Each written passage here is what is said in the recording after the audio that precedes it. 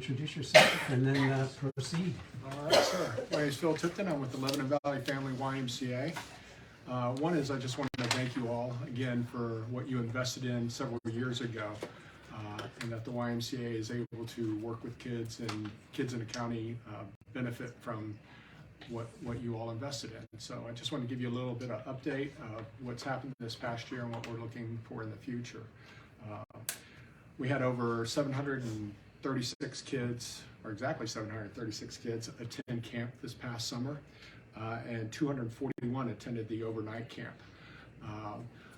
Lower than normal, but we were unsure, as we were going into last summer, what was going to happen. So we cut back our camp to 8 weeks. Normally it's at 10 weeks, and so numbers again lower than they normally are. We've already began registration for this next year, and registrations for overnight camp are starting to come in for this next summer, so we're really excited about that. A lot is going on at camp. We've had the opportunity to have groups out there, our rental groups, Boy Scouts have been out there, some other groups have been out there just to do some overnights. Our challenge is that camp is more of a summertime. The cabins aren't heated, so long term we'll probably be looking at that, but in the short term right now, it's more once you hit this time, it's not very comfortable out there. Although we do have a Boy Scout group that's asked to come out and camp in December, so we'll see how that goes. Volunteer-wise, incredible.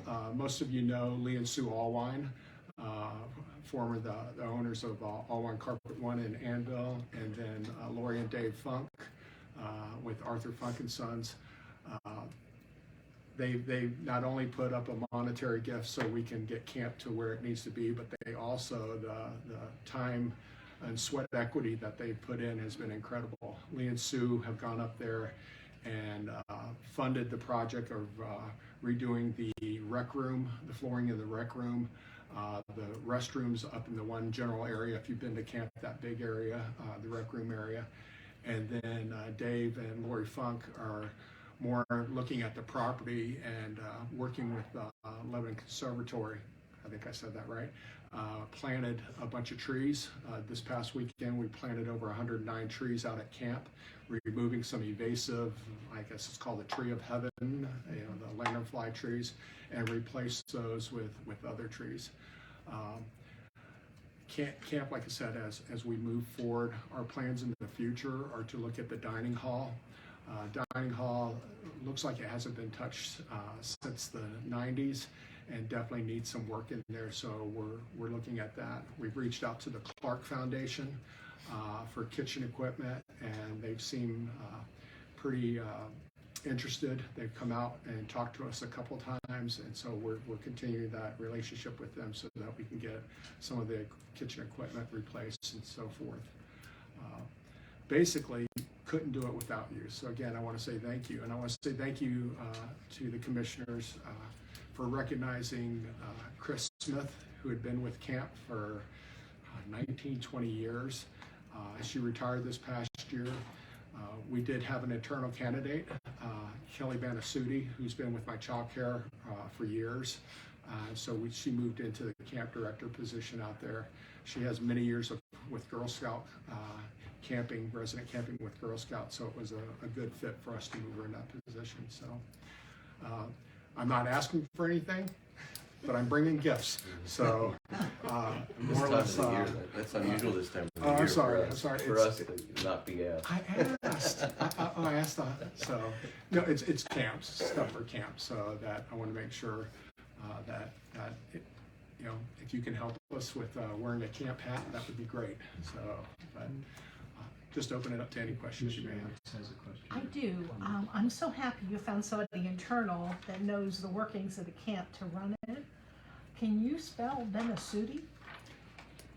I can try. I can send it to you. Okay. Benussit, BENUSSITI, I believe is how it's spelled. Thank you. I'll get it for you then.